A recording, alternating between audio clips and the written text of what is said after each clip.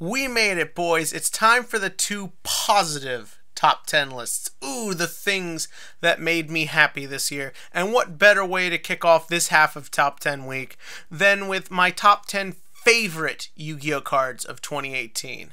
This list has nothing to do with competitive viability. It has nothing to do with how good the cards were. Hell, some of these cards I barely ever even used or even brought to a tournament. These are simply the cards that filled me with joy and just made me happy to be a Yu-Gi-Oh player. Now before we go further though, one quick little note. As far as competitive play goes, the two main decks I played this year was Pendulum Magician in the first half, and I didn't really want to put Electromite on the list as I loved Pendulum Magician more for the craziness in the extra deck, not necessarily the thing that's standard in every extra deck. And then I played Goki, which... yeah, Goki got a lot of fun stuff throughout the second half of the year, but ultimately for me, the star of Goki was spamming Firewall Dragon and making Yusaku feel like the little bitch he is. So this list doesn't necessarily have a lot of the connection and necessarily a lot of the cool, fun-loving plays that the last 2 years of me doing this list is. This one is mostly just me being like, it's cool, I like it. Par for a couple of choices that I'll specify as we get onto them. So without further ado, let's get started. Number 10, Crystal Bond. Crystal Bond may be one of the single greatest legacy support cards the deck has ever gotten. It doesn't make Crystal Beast tier 1, but it does everything you need a single card to do. Get a monster, add another resource. It perfectly fits into Crystal Beast's playstyle and any version of the build you want to try out, making it happy for both the competitive and the casual players. Also, look at that artwork. How can you not love that artwork? Probably best artwork of 2018. Number 9, Red Reboot. You want to know what deck I hate the most in competitive Yu-Gi-Oh at the moment? Altergeist. And even though Evenly Matched is pretty much the best card for dealing with Altergeist as it gets rid of everything, and when you use Red Reboot, you kind of got to go for the OTK, otherwise you just gave him a resource. Nothing is more satisfying than just being like, fuck off! Time for you to get your face kicked in, you frickin' Altergeist. Just can't stand that deck. Hate it. Number 8, number 27, Dreadnought Dreadroid. This thing lets me summon out Super Quantal Great Magnus. That's it. That's like all I got. I can summon one of my favorite, one of the most coolest cards Yu-Gi-Oh has ever created that was basically made virtually unsummonable thanks to Link format. I can summon it thanks to this card. Like, that's it. Next. Number 7, Crusadia Equimax. In a world of all these $200 decks and crazy complicated control strategies, there is the face of Tier 2, Crusadia Mech Knight. And they are so powerful because of this badass motherfucker right here. He is a very simple card, and Crusadia is a nice, simple, straightforward deck, but when it has its powerful, explosive moves, nothing can stop it, and I can't help but love and respect that. Number 6, Blackwing Simoon the Poison Wind. This card does something that was staring us right in the face. Of all the Blackwing support we've gotten over the years, and there's been a ton of it, like, no one ever thought of doing the one thing that makes this card awesome. Just make it work with Black Whirlwind. Like, for crying out loud, Blackwings have one of the most powerful search cards with Black Whirlwind, so why not just make something that works with it? Yeah, that's kind of all I have to say about it. It's a great card, it combos with an even greater card, and level 6 can offer up a lot of interesting synchro opportunities for the deck. Number 5, Galaxy Eyes Solar Flare Dragon. What a badass card for a badass archetype that has never been super strong, and maybe this card didn't make it super strong, but just like with Crystal Bond, it does everything you want for a card for that archetype. This thing helps you recur resources, it blows shit up, it enables link zones.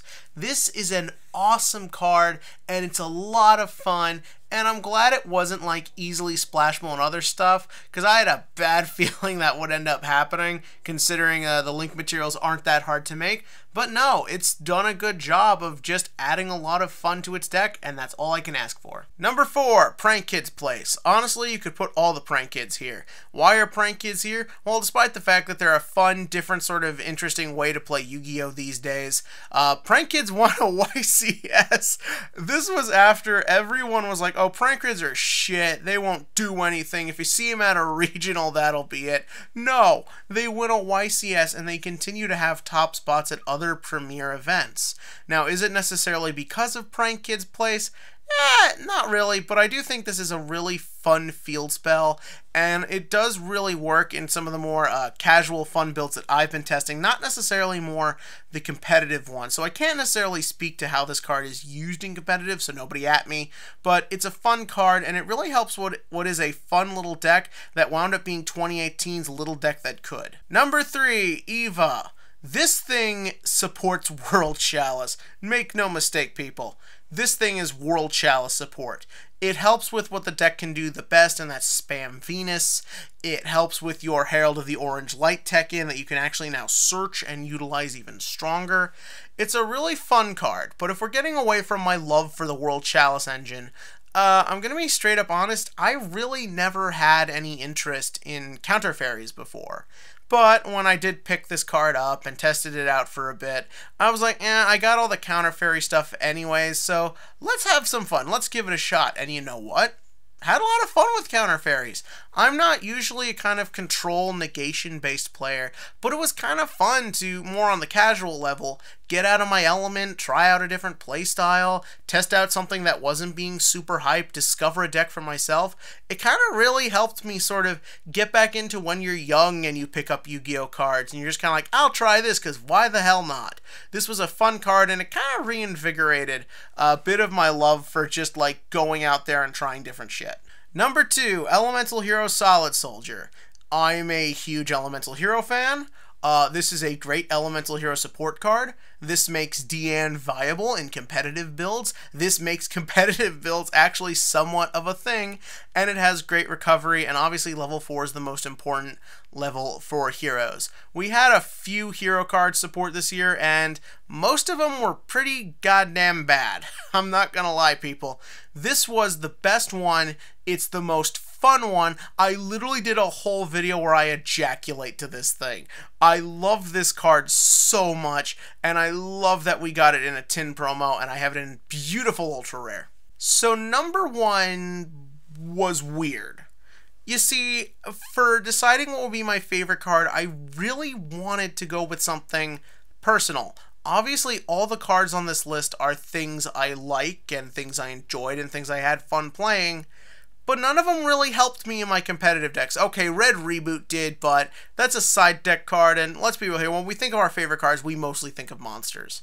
So I wanted to think, what was that monster that saved my ass a lot? What was that monster that really helped my decks out? What was that monster that I felt like when things were going rough, it saved my ass? And this is gonna sound crazy.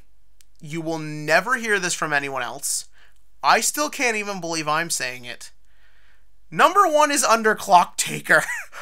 I really never even thought of this until making this list. When I thought of everything I played that was fun, when I thought of everything I played that was competitive, somehow Underclock Taker made it into just about every deck I experimented and played this year. I know, this sounds crazy. It's this generic utility card that half the time you just use because it's generic and it has good arrows, and half the time you're just using to get you out of a tight spot and finish off a game. But those are all things I really need cards for. Like, seriously, Underclock Taker did the most for me this year out of really any other Yu-Gi-Oh card. I know that sounds so insane as a Goki player, as a Pendulum Magician player, but if I had to pick the one card that really was there for me whenever I needed it, from basically the beginning of the year to literally right now as I'm sitting here, it's Underclock Taker. It saved my ass more times, it closed out more games than really any other card. It's a card you can rely on, and it's a card that comes in to save you at the last minute. Thank you, Underclock Taker, for everything you did to me this year, and god damn, I still can't believe this card is on this list.